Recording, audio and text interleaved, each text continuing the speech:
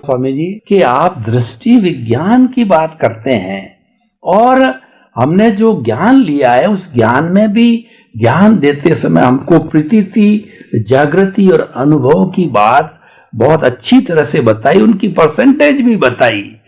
तो प्रतीति, जागृति और अनुभव इसको निरंतर बनाए रखने के लिए और किस तरीके से दृष्टि विज्ञान में रहे जो कि रियल पुरुषार्थ है, इन सबको जोड़ करके और मोक्ष मार्ग में कुछ करना नहीं है, ये भी बात आप बताते रहते हैं, अध्यात्म विज्ञान में बताई गई है। तो इन सब बातों को करना कुछ नहीं है और उसके साथ साथ के अंदर इन सब चीजों को समझना भी है। तो एक किस तरीके से हम एक चैनल को अपनावें वो थोड़ा कृपया खुलासा कीजिए। जिस प्रकार से कर्मयोग, भक्ति योग और ज्ञान योग और विज्ञान योग, इसकी जो बात किया हमने, उसमें खास ध्यान रखने का है मनोयोग, देह योग, वाणी योग और आत्मयोग। मनोयोग से आप बहुत सारे विचार कर सकते हैं और डेवलप भी कर सकते हैं, अपने मन को पावरफुल बना सकते हैं।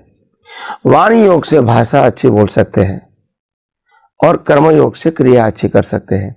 मगर ये तीनों मनोयोग, देह योग, वाणी योग वो अच्छी तरह संसार चलाने का साधन है और वो कर्ता भाव से करते हैं।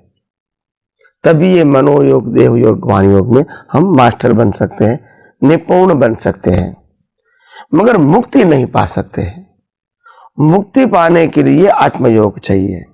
आत्मयोग का मतलब होता है मन वचन काया की हर अवस्था के अंदर, हर क्रिया के अंदर, हर भुगतान के अंदर मैं उससे मुक्त ऐसा शुद्धात्मा हूं, वो आत्मयोग है।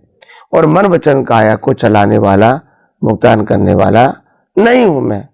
तो ये आत्मयोग से हम वास्तव में इस दुनिया का सनातन सत्य समझ के, अज्ञान को मिटा के अंत में हम आत्मा की अनुभूति कर सकते हैं।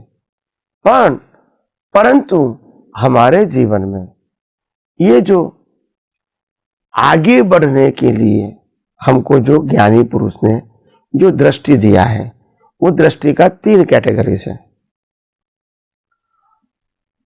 प्रतीति, लक्ष्य और अनुभव। प्रतीति का मतलब होता है मैं आत्मा हूं, वो दृष्टि देना निश्चय के साथ कि तुम वास्तव में आत्मा ही हो, तुम ही चेतन हो, तुम ही अविनाशी हो, सर्व प्रकार की अनंत शक्तियां तुम्हारे पास ही है और तुम ही स्व पर प्रकाशक हो। तो ये उनकी प्रतीति करवाना। तो ज्ञानी पुरुष जब ज्ञान दीक्षा देते हैं तब वो दृष्टि में प्रतीति करवाते हैं। वो प्रतीति करवाते हैं, ये प्रतीति उन्होंने दिया हमको। अभी हमको ये प्रतीति हर समय मन वचन काया की अवस्था के अंदर लक्ष्य में रखना है। क्या लक्ष्य में रखना है? कोई भी भुगतान के समय हमको मालूम होना चाहिए कि मैं मन वचन काया से मुक्त ऐसा शुद्धात्मा हूं और मन वचन काया की अवस्था मात्र कुदरती रचना है। अगर ये लक्ष्य में रखोगे ज्ञान और दर्शन के रूप में, तो अपने आप जो थर्ड स्टेज है अनुभव, वो तो अपने आप होगा। कौन सा अनुभव? मन वचन काया से मुक्त रहने का, क्योंकि हम तो मुक्त है। अनुभव नहीं करते हैं क्योंकि विज्ञान नहीं जानते हैं, तो विज्ञान का उपयोग नहीं करेंगे तो अनुभव कैसे होगा? तो आइए हम अनुभव, लक्ष्य और प्रतीति की जो बात है, उसमें प्रतीति अनुभवी ज्ञानी पुरुष के पास से दृष्टि के रूप में मिलती है। इसका उपयोग करना, इसको लक्ष्य कहते हैं, और वो उपयोग करके जो प्राप्त होता है इसको अनुभव कहते हैं। तो प्रतीति, लक्ष्य, अनुभव वो ही मुक्ति के मार्ग का सही साधन है, मगर वो प्रतीति, लक्ष्य, अनुभव सनातन सत्य के बेस पर होना चाहिए, तभी हम मुक्ति के मार्ग में आगे बढ़ सकेंगे।